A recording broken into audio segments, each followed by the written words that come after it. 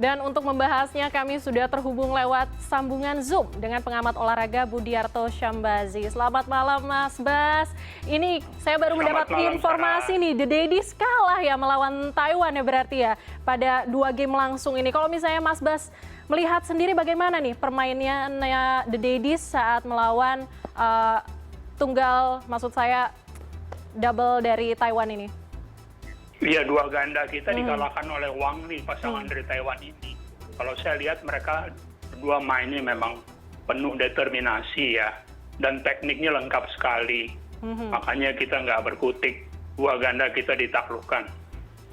Oke, Mas, kalau misalnya kita ngomongin masalah perunggu, berarti kan kita juga masih menunggu nih siapa yang menang antara Malaysia atau China gitu kan. Kalau misalnya kita lihat keduanya ini kan masih di bawah ya rankingnya dibandingkan The Daddies. Apakah masih ada kesempatan nih untuk The Daddies meraih medali perunggu?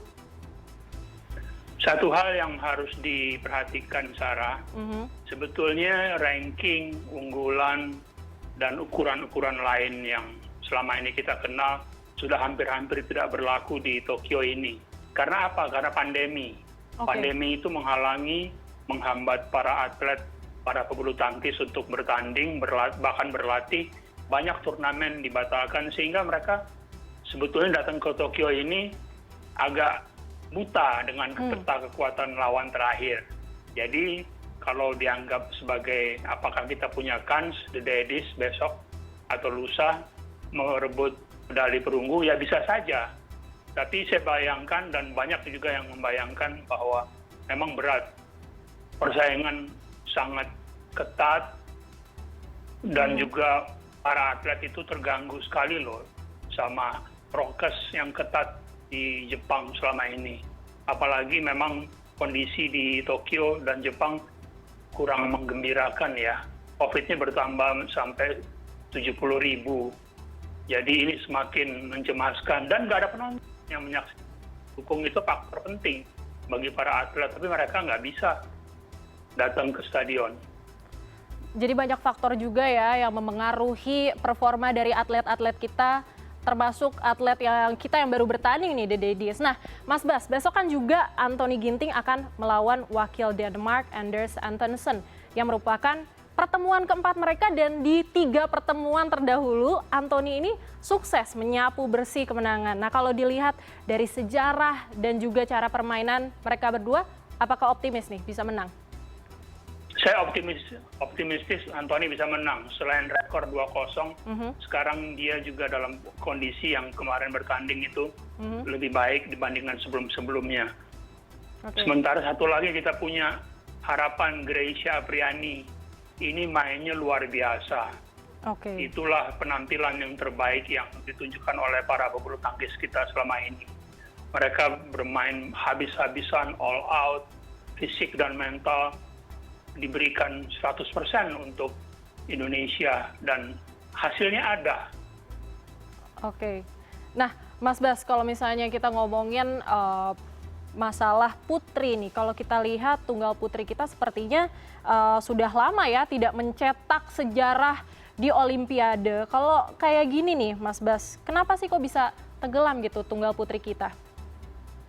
Ya, kita tenggelam karena negara-negara lain berlari lebih maju, kita hanya jalan di tempat.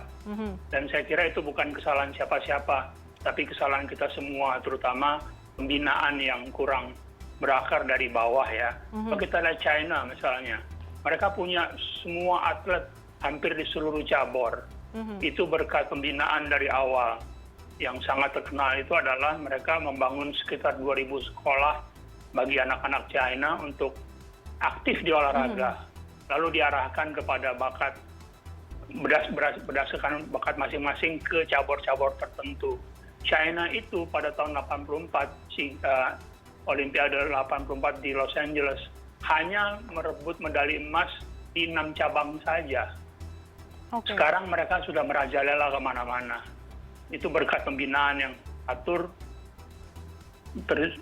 terstruktur, dan dari bawah, dari usia muda sekali. Oke, Mas Bas, kan pasangan ganda putri kita juga nih, Greysia Poli dan juga Apriani Rahayu juga mencetak sejarah dengan masuk ke semifinal. Lalu kalau misalnya peluang mereka, tadi kan Mas Bas juga bilang optimis untuk mereka berdua, ada nggak masukan-masukan untuk Greysia dan juga Apriani?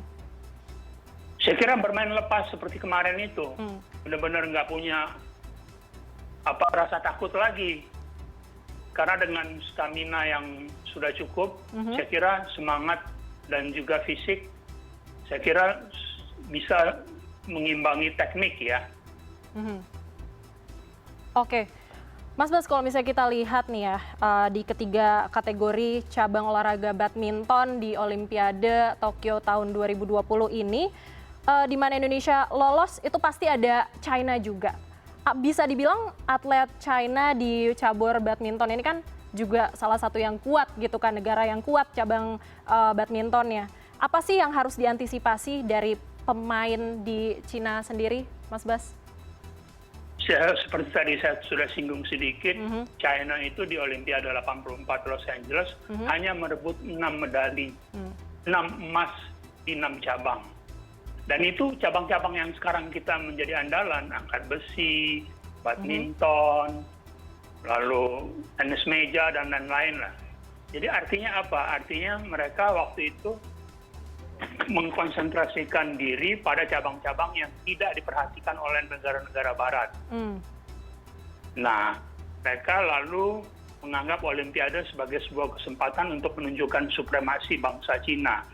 Sementara negara-negara barat menganggap Olimpiade sebagai sebuah event politik, saling memboikot antara Uni Soviet dan Amerika Serikat. Politik melulu. Nah, itu China membangunnya pelan-pelan, dan kita sebenarnya juga kurang lebih bisa mengikuti kalau mau. Ini yang kita masalah dari dulu. Punya nggak political will untuk mau meniru apa yang dilakukan oleh China?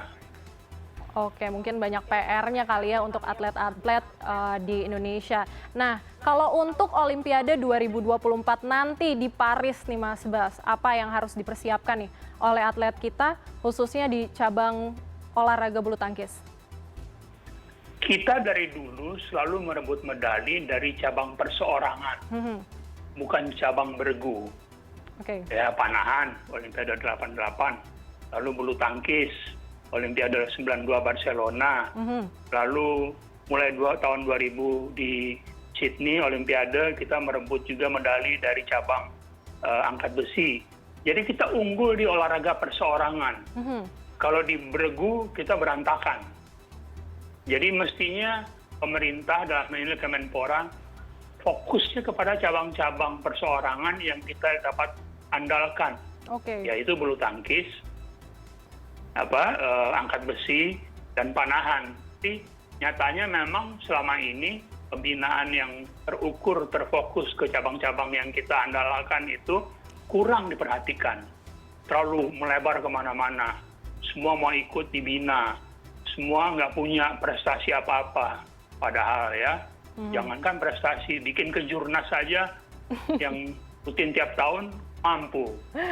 Banyak contoh yang menunjukkan bahwa kita memang sudah harus melihat kembali proses pembinaan dari awal dengan konsentrasi ke cabang-cabang unggulan ini saja.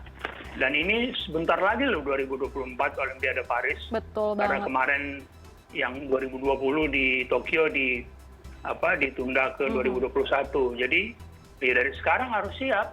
Ini kita siap dalam arti adalah misalkan ya, Cantika mau diapain?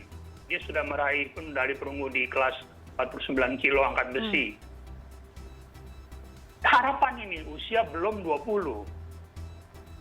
Jadi memang masih banyak ya sebenarnya harapan-harapan Indonesia di Olimpiade 2024 nanti di Paris, karena banyak atlet-atlet kita yang muda seperti itu, dan Indonesia itu PR-nya harus memfokuskan ya, kalau misalnya kata Bang Bas tadi, untuk olahraga perseorangan seperti angkat beban, lalu bulu tangkis, dan juga panahan.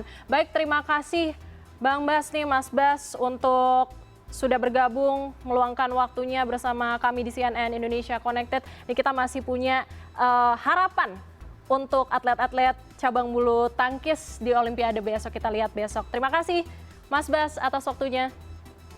Terima kasih Sarah.